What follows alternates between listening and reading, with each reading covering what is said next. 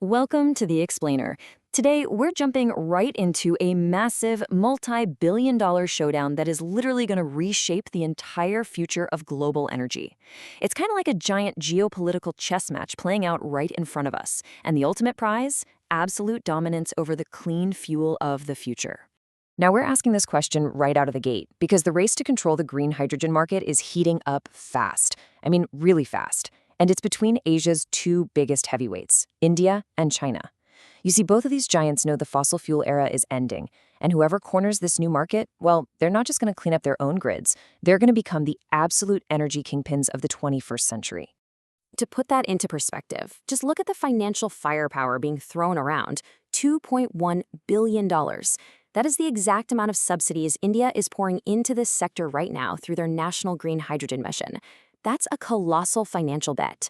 They are essentially trying to build a massive domestic market practically from scratch. So what we're looking at here is a direct, head-to-head economic rivalry for total energy supremacy. Both of these nations have massive populations, right? They've got booming industrial sectors and a totally desperate need to secure their energy supply lines. But as you'll see, they are taking completely different paths to get there. Okay, let's get into part one, the clean energy showdown. So you might be wondering, what exactly is green hydrogen anyway?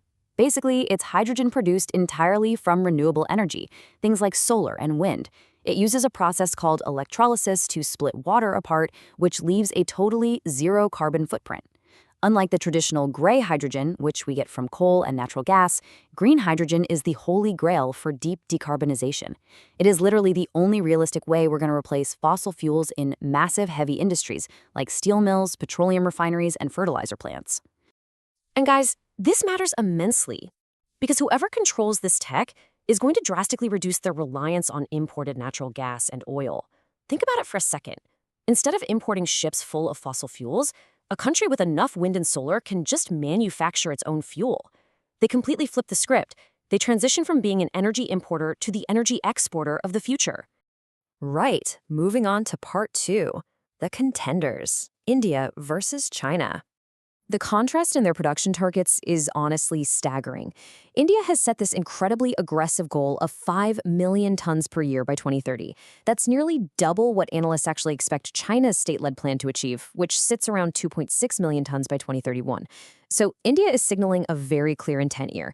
They want to move faster and scale larger than anyone else. But, well, targets on paper are one thing, right? Facts on the ground are another. And the fact is, China has a massive head start on the actual physical infrastructure.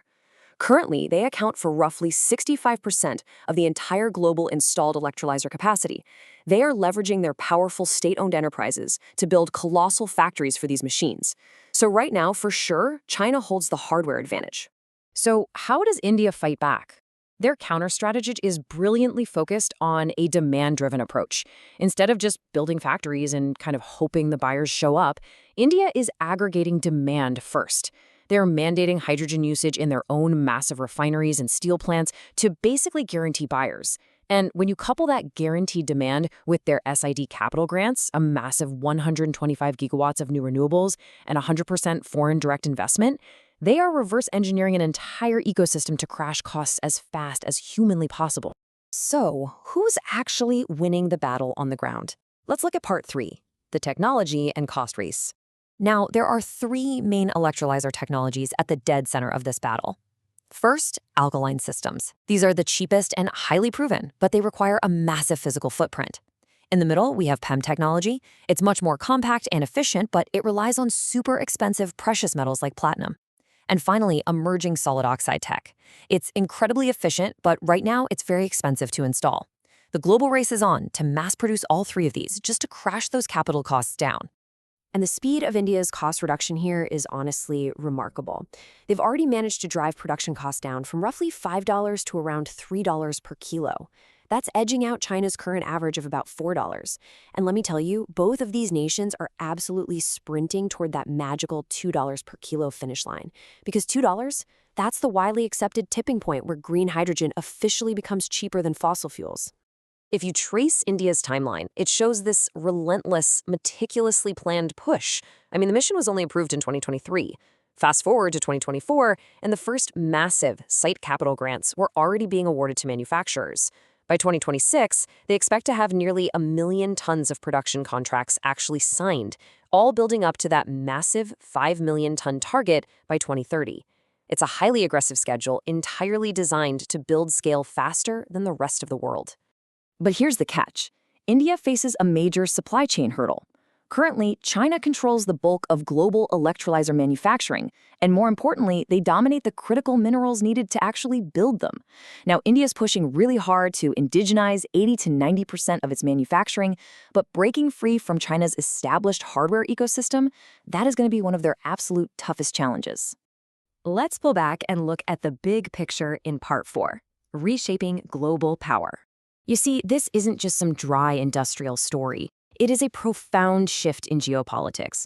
The winner here is going to completely diversify global trade routes and dictate international power dynamics.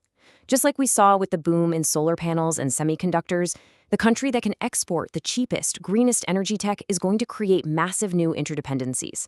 They're going to be the ones writing the deals and heavily influencing developing markets across Africa, Southeast Asia, and the Middle East. Ultimately, both of these Asian giants have their eyes looking strictly outward. They plan to leverage their massive domestic scale and incredibly cheap renewable energy to become the dominant energy suppliers to wealthy, energy-hungry regions, places like Europe and Japan. In fact, India is already planning major port terminals in Gujarat and Odisha specifically designed to ship green ammonia across the globe. As this perfectly highlights, we are watching the very foundation of the 21st century economy being poured in real time. The winner of this race is quite literally going to hold the keys to the future of global energy security, fundamentally altering exactly who holds power on the world stage. So, as we wrap up this explainer, I want to leave you with this final thought. Based on the incredibly aggressive, demand-driven strategy we've seen from India and the massive, state-backed manufacturing dominance of China, which superpower do you think is best positioned to win this new Cold War for clean energy? Let that sink in because the outcome is going to affect every single one of us.